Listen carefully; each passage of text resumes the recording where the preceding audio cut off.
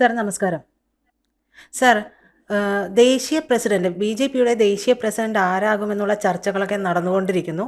അതിൽ അണ്ണാമലയുടെ പേര് വരുന്നുണ്ട്. അങ്ങനെ പലരുടെയും പേരുകളൊക്കെ വന്നുകൊണ്ടിരിക്കുന്ന ഒരു സമയമാണ്. അതിനിടയിൽ മറ്റൊരു വാർത്ത കൂടി കേൾക്കുന്നു. സ്മൃതി ഇറാനി സിനിമയിലേക്ക് രാഷ്ട്രീയം വിടുന്നു എന്നൊക്കെയുള്ള വാർത്തകളൊക്കെ കേൾക്കുന്നുണ്ട്. എന്താണ് ഇതിൻ്റെ ഒരു അവസാനമായിട്ട് നമുക്ക് നോക്കിക്കാണാൻ കഴിയുക സർ? ബി.ജെ.പി അതിൻ്റെ പുതിയ പ്രസിഡന്റിനെ തിരഞ്ഞെടുക്കുന്ന പ്രോസസ്സിലാണ്. അതിൻ്റെ ഭാഗമായിട്ട് ധാരാളം അഭ്യൂഹങ്ങൾ പരക്കുന്നുണ്ട്. നദ്ദയുടെ കാലാവധി തീർന്നു കഴിഞ്ഞിട്ട് അദ്ദേഹം ബി.ജെ.പി പ്രസിഡന്റായിട്ട് തുടരുകയാണ്. അപ്പോൾ പൊതുവിൽ മാധ്യമങ്ങളിലൂടെ പുറത്തു വരുന്നൊരു വാർത്ത എന്താണെന്ന് പറഞ്ഞു കഴിഞ്ഞാൽ, ബി.ജെ.പിക്ക് പുതിയ ഒരു പ്രസിഡന്റ് വരുന്നത് ഒരു വനിതാ പ്രസിഡന്റ് ആയിരിക്കും എന്നുള്ള തരത്തിലുള്ളതാണ്. മാധ്യമപ്രവർത്തകർക്ക് അങ്ങനെ അതിനുള്ള എന്തെങ്കിലും ഒക്കെയുള്ള ലിങ്കുകളോ അല്ലെങ്കിൽ ഫീൽസ് ഒക്കെ കിട്ടിയിട്ടുണ്ടാവാം. അതൊന്നും നമുക്ക് നിഷേധിക്കാൻ പറ്റില്ല. ബി.ജെ.പിക്ക് ഒരു വനിതാ പ്രസിഡന്റ് വരുന്നത് വളരെ നല്ല കാര്യമാണ്. മുൻപ് കോൺഗ്രസിനുണ്ടായിട്ടുണ്ട്. ഇന്ദിരാഗാന്ധി ഇന്ത്യൻ നാഷണൽ കോൺഗ്രസിന്റെ പ്രസിഡന്റായിട്ടിരുന്ന വ്യക്തിയാണ്. പിന്നീട് ഇതില് പരക്കെ ചർച്ച ചെയ്യപ്പെടുന്ന 3 പേരുകൾ എന്ന് പറയുന്നത് നിർമ്മല സീതാരാമന്റെ പേരാണ് ഒന്ന്. നിർമ്മല സീതാരാമൻ ഇപ്പം ഫൈനാൻസ് മിനിസ്റ്ററാണ്. രാജ്യസഭാ കാലാവധി ഒരുപക്ഷെ ഇപ്പം തീർന്നേക്കും. അതിനുശേഷം നിർമ്മല ബി.ജെ.പിയുടെ പ്രസിഡന്റായിട്ട് വരും എന്നുള്ളൊരു അഭ്യൂഹമുണ്ട്. അത് ഒരു ലോജിക്കലായിട്ടുള്ള ഒരു അഭ്യൂഹമാണ്. കാരണം അവരുടെ പ്രസന്റേഷൻ,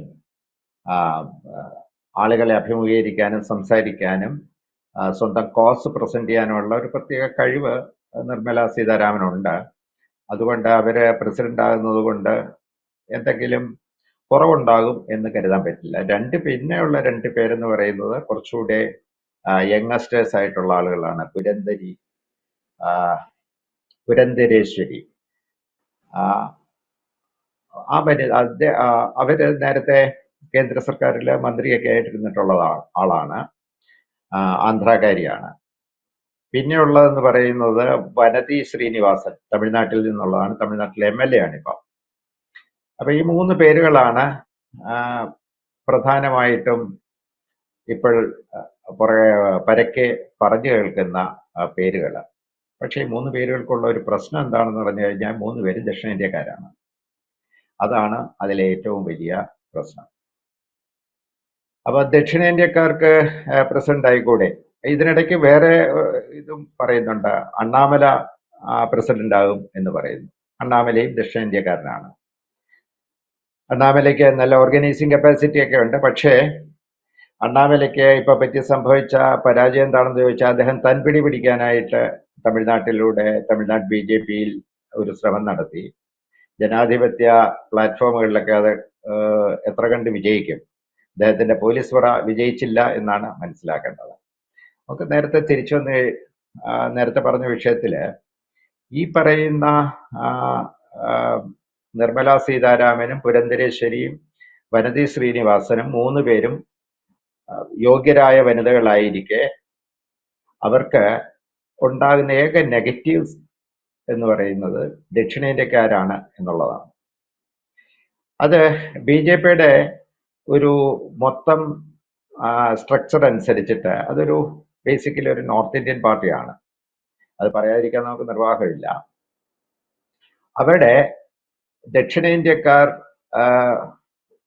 പറഞ്ഞു കഴിഞ്ഞാൽ എത്രമാത്രം സ്വാധീനം ഉണ്ടാകും എന്നുള്ളതാണ് അതിൻ്റെ അകത്തെ ഏറ്റവും വലിയ വിഷയം.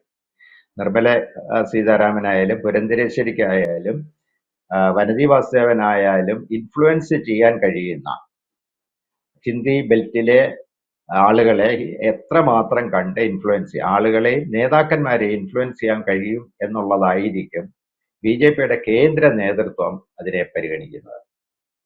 അങ്ങനെയുള്ള ഒരു പ്രസിഡന്റിനെയാണ് അവർക്ക് വേണ്ടത്. കാരണം എന്ന് പറഞ്ഞു കഴിഞ്ഞാൽ ഇനിയിപ്പോൾ അടുത്തതായിട്ട് വരാൻ പോകുന്ന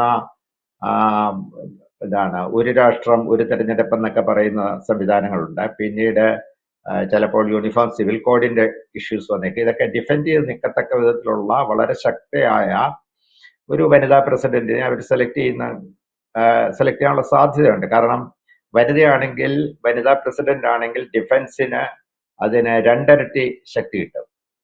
അതാണ് അതിൻ്റെ അകത്തെ കാര്യം. അപ്പം ഈ വനിതാ പ്രസിഡന്റ് വരികയാണെങ്കിൽ ഉള്ള മെച്ചം എന്ന് പറയുന്നത് ഈ ഡിഫൻസിലൊക്കെ മറ്റ് കക്ഷികളെ അപേക്ഷിച്ചിട്ട് ഇവർക്ക് BJPക്ക് മേൽക്കൈ നേടാൻ പറ്റും. ഈ സന്ദർഭത്തിലാണ് ഇപ്പോൾ BJPയിലെ ഒരു പ്രധാനപ്പെട്ട MP-യും മന്ത്രിയൊക്കെ ആയിരുന്ന രാഹുൽ ഗാന്ധി അമേഠിയിൽ തോൽപ്പിച്ച സ്മൃതി ഇറാനി സജീവ രാഷ്ട്രീയം ഉപേക്ഷിച്ച് തിരിച്ച് സീരിയലിലേക്കും സിനിമയിലേക്കൊക്കെ പോവുകയാണ് എന്നൊരു വാർത്ത പരക്കുന്നുണ്ട്. അവിടെയാണ് നമ്മൾ ഫോക്കസ് ചെയ്യേണ്ട ഒരു കാര്യം എന്നാണ് എനിക്ക് തോന്നുന്നത്. എന്തുകൊണ്ട് സ്മൃതി ഇറാനി BJPയുടെ പ്രസിഡന്റ് ആയിക്കൂടാ? അവര് മഹാരാഷ്ട്ര പഞ്ചാബ് ബേസ്ഡ് ആയിട്ടുള്ള, അല്ലെങ്കിൽ ഈ 2 പ്രദേശങ്ങളുമായിട്ട് ബന്ധമുള്ള അച്ഛനും അമ്മയും, അതായത് സ്മൃതി മൽഹോത്രയാണ് സ്മൃതി ഇറാനി ആയിരിക്കുന്നത്. പിന്നെ ഒരു സെക്കുലർ അല്ലെങ്കിൽ മതനിരപേക്ഷ പ്രസിഡന്റ് ആയിരിക്കും. നിങ്ങൾക്ക് തീർത്തും ഹിന്ദുത്വ പ്രസിഡന്റ് എന്ന് പറയാൻ സാധ്യതയില്ല. അതുകൊണ്ട് എനിക്ക് തോന്നുന്നത് എന്താണെന്ന് പറഞ്ഞു കഴിഞ്ഞാൽ, സ്മൃതി ഇറാനിയുടെ പിൻവാങ്ങൽ എന്ന് പറയുന്ന ഈ പ്രസ്താവന ഒരു വാർത്താ ആകർഷണം മാത്രമായിരിക്കാനാണ് സാധ്യത. BJPയുടെ കേന്ദ്ര നേതൃത്വം ഒരുപക്ഷെ മനസ്സിൽ കാണുന്നത് സ്മൃതി ഇറാനിയെ തന്നെയായിരിക്കും. അതിന്റെ സാധ്യത അങ്ങനെയാണ് പോകുന്നത്.